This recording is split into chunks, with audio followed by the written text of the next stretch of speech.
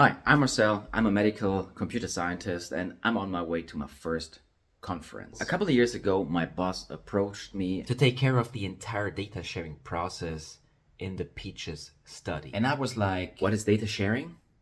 And what is the Peaches study? So the Peaches study is a cohort study, a longitudinal study where they observe obese mothers and how it affects their children.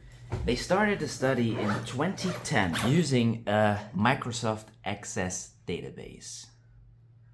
Yeah.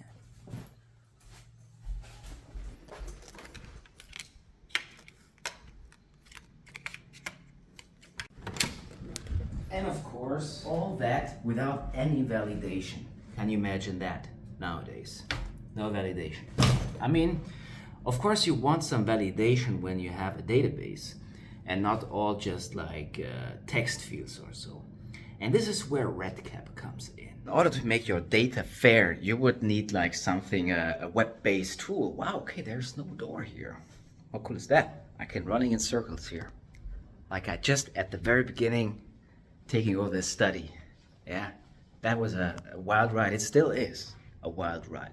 Because we needed to, of course, migrate the data from this Access database to a web-based tool where a MySQL database is behind, and you cannot just like transfer this data. Yeah, you need to prepare it. I mean, that's what we did. We prepared the data to transfer it to RedCap, and now it is in RedCap, which is very nice. But we are far away from fair data. Yeah, because it's like not so easy. And today, no, not today. Wow, tomorrow.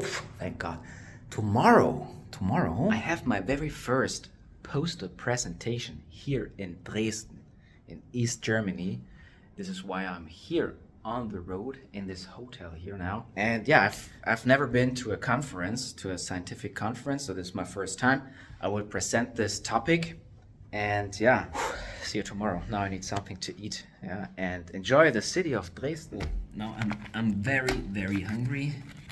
Get me something to eat. See you tomorrow.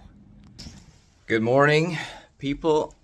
It is Monday, and today I have this poster presentation at around 2 p.m. Now it's, what time is it? I think it's around 9:30, 9:40, and just at breakfast, and I'm very nervous. The poster will be 3 minutes, so it's very hard to put like everything into 3 minutes. And then there will be 3 minutes of discussion, and I'm very excited. I have no idea. I've never been to this kind of thing. There will be other medical computer scientists, and I have to some degree, I have like a vision of what is going on in the community. But yeah, I'm very nervous how it will be. Like, will they be like, this is like, what the hell is he doing? Like, doesn't make any sense, you know? What is this? Or they're like, oh, that's interesting. Okay. Very nervous. Very nervous. Yeah. Okay. See you at the conference. Maybe. I don't know. Raining outside.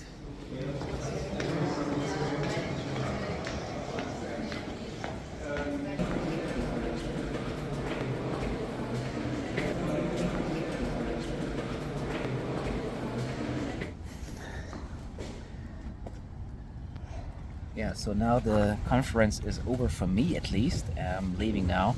And what I try to deliver is within this community that it is, in order to be fair, to enable data sharing, it is very essential to bring data that has been collected, for instance, in an Excel table or an Access database, Excel, whatever, that you bring this to the web.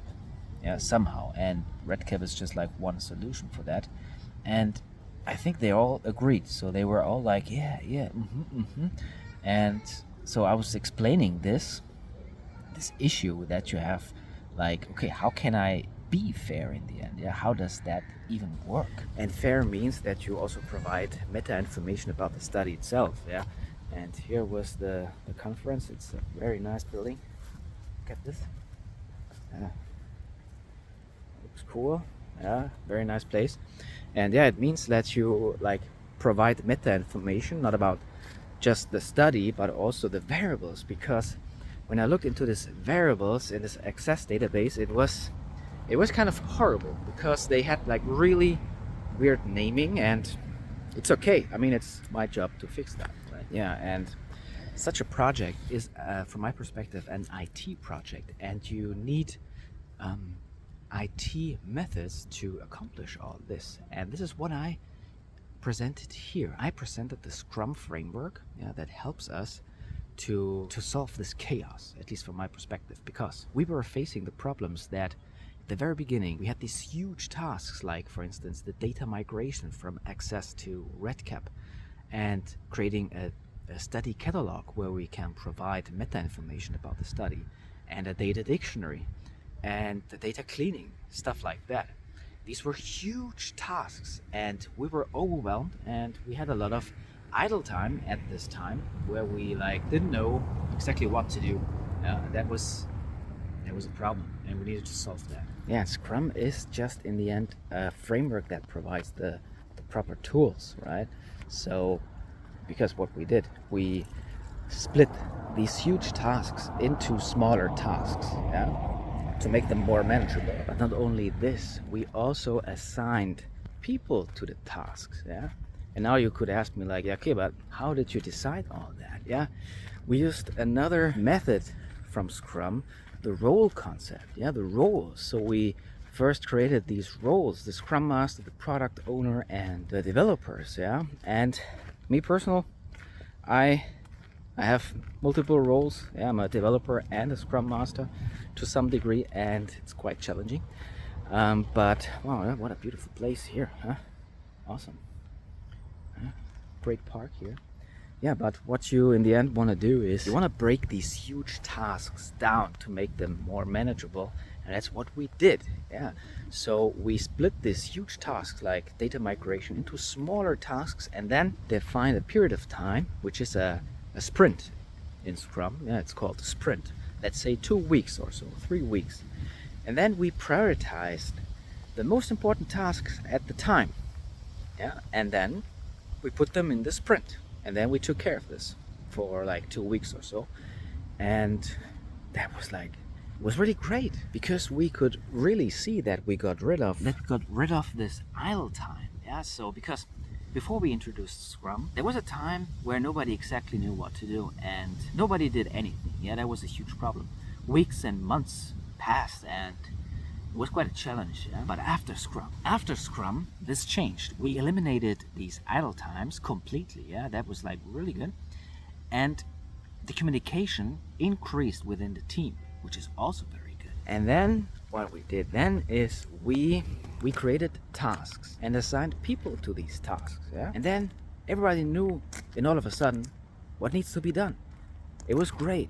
Yeah, we kept on track. We could look up what do I need to do at any time because we used an online tool for that, and it's great. Yeah, no idle time anymore. And this is the Scrum framework. Yeah, I would recommend it to people who are in the similar situation or in the same situation where you have to digitize a study or provide data sharing, etc., and do it at the very beginning. Yeah, use a tool like a web-based tool like Redcap or any other EDC tool. Validate the variables and yeah, get rid of free text fields. So that's like the data scientist's enemy, I would say.